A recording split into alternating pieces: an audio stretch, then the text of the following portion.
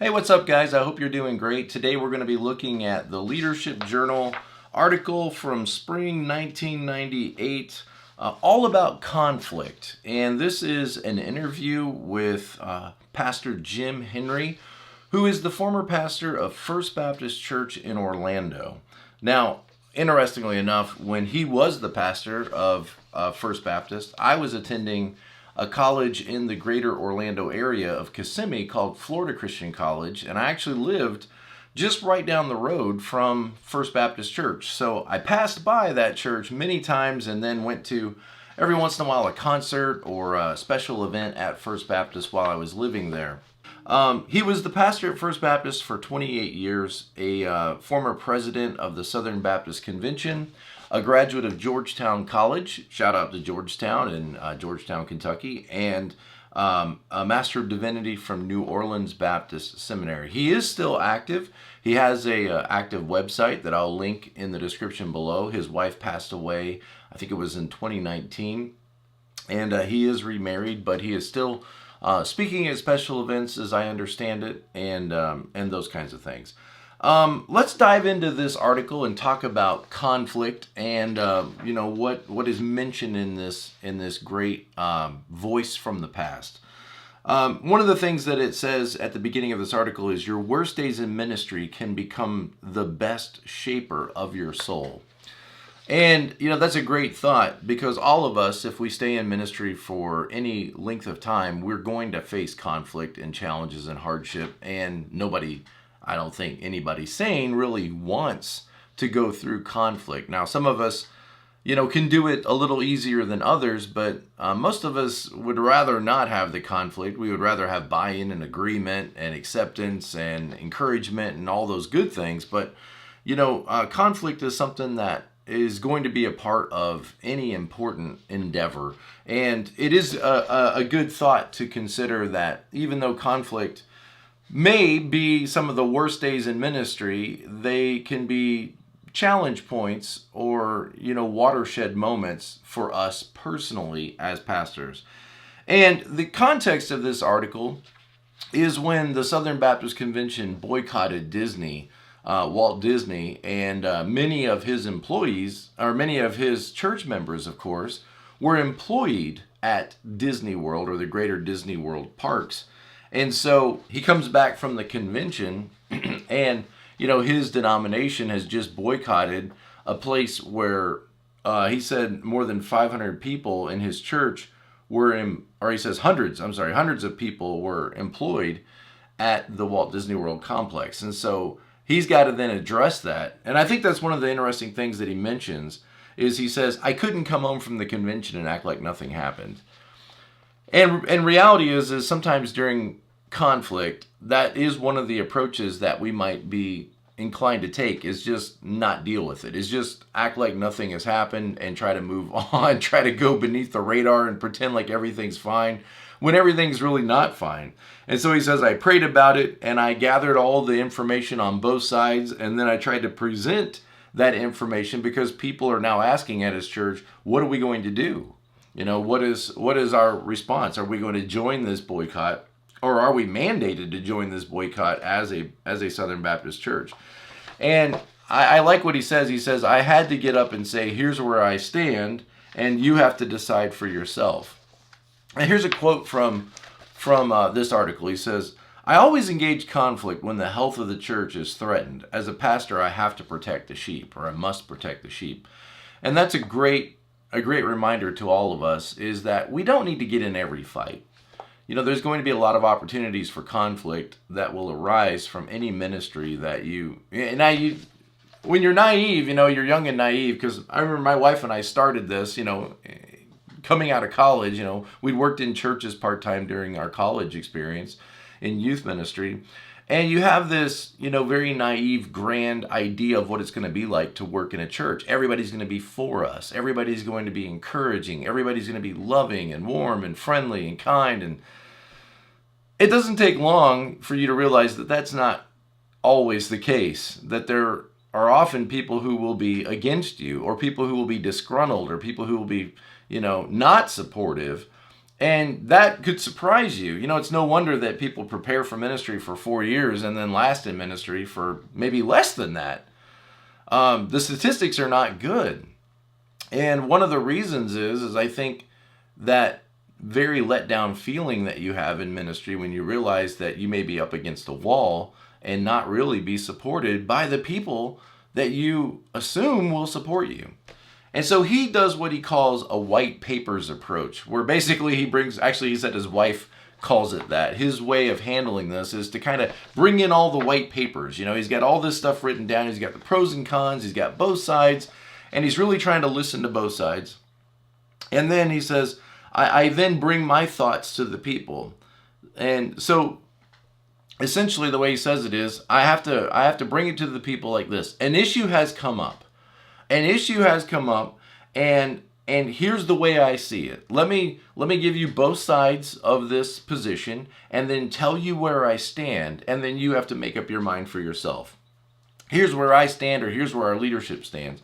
And I think that's a very, healthy way to approach these challenging issues that are going to come up. Because let's face it, it's not going to get easier as we continue to go on. The culture around us is a lot different than it was in 1998, and we may find ourselves in a much more challenging situation than just boycotting Disney. This is a great approach that we may want to file away as how to handle conflict when it comes up, or these difficult social issues when they come up. So he says, I have to take time to think through the issue, and then I walk the people step by step with how I came to my conclusion. And, a lot of times, he mentions people, they feel an emotional response to some issue, and then that's it. They don't really take the time to logically think through the evidence or think through the arguments. And so you may find yourself having to do that, step by step, lead the people through how you came to your decision in a logical, organized, systematic way, because people often just get their feelings hurt, or they're, offended because they feel like you're talking about somebody in their family, or, they're scared. You're talking about, in this situation, people potentially losing their jobs or their careers or walking away from their investments. And all of that is going to put people in a certain, agitated state, let's say. Let's see. What runs through your mind when you consider entering a conflict? That's one of the questions that was posed by the person interviewing him. And he says, well, I know I'm going to get hateful letters. I'm going to get volatile phone calls. And some people are going to leave the church, and I got to get geared up for that mentally, emotionally, and spiritually, and just accept that whatever stance I take, I'm going to be misunderstood. What a great reminder, what a great challenge for all of us is when it comes down to these difficult opinions, these difficult topics. We look at Scripture, we look at what the Bible says. We have to think about and process what we believe the situation is, what's going on, and then we gotta recognize that whatever side we stand on, we're going to get criticism, we're going to get opposition. Whatever side we take, there's going to be an opposing side that's going to disagree with us, and they're probably not going to be necessarily as as kind in the way that they react. In other words, they could become very unhinged, and we can't allow ourselves to respond in kind. We have to take the high road, you might say, or we have to respond with grace and care and respect through that whole process. It doesn't mean we can't be firm. It doesn't mean we can't be solid and direct in our speech and in our convictions, but we do always have to be loving, gracious, and kind.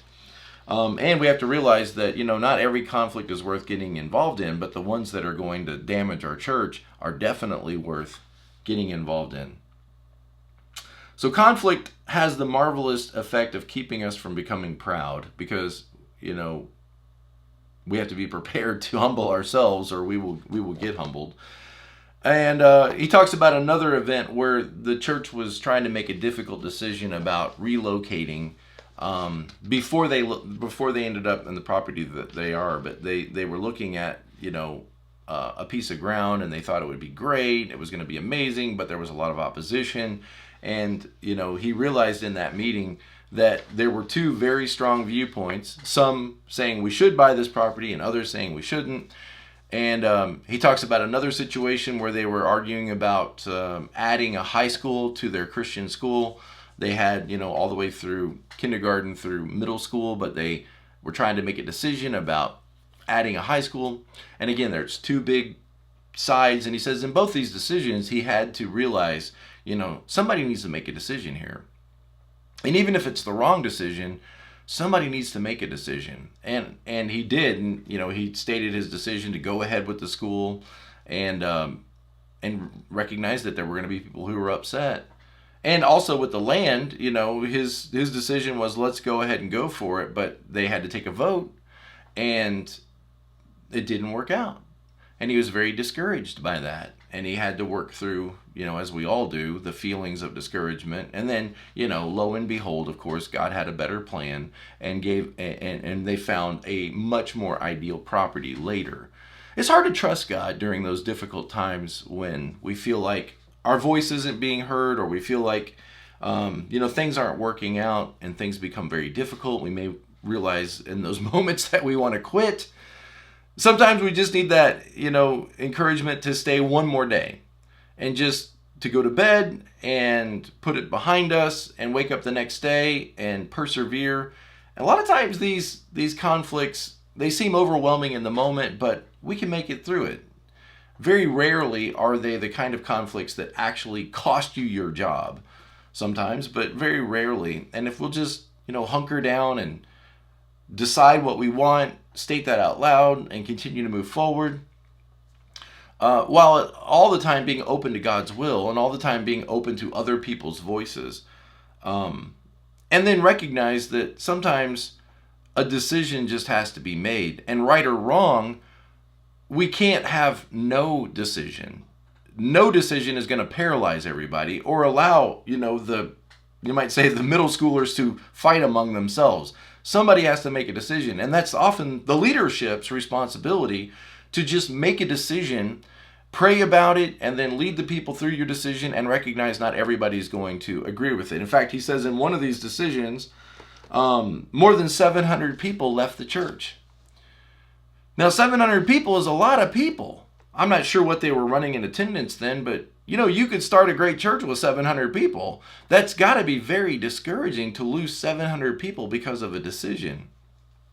And to believe that, we're doing the right thing when you could easily look at that and say, gosh, we can't continue to bleed resources like this. People. I mean, we lose people, we're going to lose staff members, we're going to lose our ability to do all the things and all the programming that we're doing right now. So I think, it's a humbling reminder. This voice from the past is a humbling reminder that we can't hope to go through these difficult challenges without enduring some kind of significant loss. Even when we make the quote-unquote right decision and we're following our heart, we're following the will of God, we're praying about everything. I'm sure that they did all of that. I'm sure that, and he talks about how they did all of that. But that doesn't mean that we're not going to still experience the heartaches of ministry and the difficulties of ministry. Okay, in that failure, my only two options were to quit or to trust God. And I've been there. You probably have been there. This is about the land. When they were making the land decision, he says, Lord, I know you've got a plan. I don't know what it is, but you stopped this for some reason, and I'm going to trust you. And then he says, I went home and I went to sleep. And, that is really challenging sometimes, because you want to stay up and worry about it and think about it. And have I done enough? Do I need to call somebody? Do I need to try to get some coalition going? To just leave it in the Lord's hands and go home and go to bed, it's going to take trust. And it's going to take this fundamental core belief that I know that God has a greater plan than I have. He has a greater plan than we have. That he loves this fellowship and this congregation, and he's more committed to the church than I could ever be. Yes, there's an enemy, and the enemy is more active than any of us, more motivated than any of us. But ultimately, we know that God is in control, and He loves His church, and He's going to take care of His church, even though we're going to go through some difficult times. I read a quote today about, an umbrella doesn't make the rain stop. It keeps you dry in the midst of the rain. And faith and prayer doesn't make your problems stop, but it keeps you, secure and safe and able to handle the storms and challenges of life. So the conflict that we deal with isn't always about sin. Sometimes it is. He goes in to talk about another instance where one of the staff members was being unfaithful with some of the church members, and he had to deal with that, and crazy stuff that happens in ministry. A helpful note, he says, I had my secretaries always screen my letters. We don't get a lot of letters nowadays, but email, I don't know how a secretary would screen your email, but in those days, the principle I think is helpful is he had his secretary screen all of his letters, and if they were anonymous, she just pitched them in the trash. She didn't even give them to him. Because, when people are going to take pot shots from the corner without identifying themselves, should we really give any ear to that voice? He talks about how people started attacking at his wife, who stays out of all of this, but they started attacking his wife, and he says this quote, if the devil can't get to you, he'll try to get someone close to you in order to get to you. I think that's an interesting, helpful statement. And then at the very end of this article, whatever happens, it's going to be okay. Conflict has this marvelous effect on keeping me from becoming proud and thinking I don't need God. I'm reminded in these situations where my strength comes from God, of course. So, have you experienced conflict? If you're going to be in ministry for any length of time, you're going to go through conflict, and it's really hard when you're a very positive person. You may find yourself wanting to withdraw or disengage, or you may find yourself overreacting. To be able to stay cool-headed and objective is a real strength in the midst of those conflicts, dependent on the Lord, and to be able to, find the opportunity or make the opportunity to be able to voice your concerns with your leadership team. I hope that you have a good leadership team. I would recommend the book, The Unity Factor, I think is the name of it. The Unity Principle. What is the name of that book? I'll put the link in the description below. But a fantastic book written many years ago about the need for the pastor and the leadership team, eldership, deacons, whatever you call your leadership team, to remain united. Because when you guys are united, you can handle any problems that are thrown at you by the congregation or by the world at large. But when you're not united, any problem can divide you, and any problem can separate you from the people that God has put alongside of you to work for this great cause of ministry. Well, thank you guys for joining me for this video. And if you're in the middle of conflict right now, my prayers are with you. My support is with you. And let's just end with that phrase. Whatever happens is going to be okay. And ultimately, God is in charge. And ultimately, He's the pastor and the chief shepherd of the church. And we're just here to do a job. And who knows, your job may be to stir the pot. And then maybe God's got something else in store for you. And it's time for you to move on. It may be time for you to move on. It may be time for you to stay. I hope that the Lord makes that clear to you during your times of challenge. And even though it may be difficult times of ministry, these are the times that often sharpen us and shape our souls. Thank you guys. I'll see you next time.